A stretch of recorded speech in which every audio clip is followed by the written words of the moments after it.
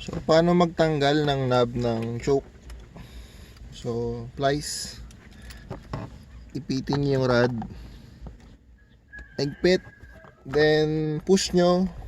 Then, twist counterclockwise. Push counterclockwise. Yan. Tanggal na siya. So, ang pagbalik, baliktad nung pagtanggal, lagay nyo. Push. Then, twist clockwise. Isa pa. Push, twist, counterclockwise. Pagbalik,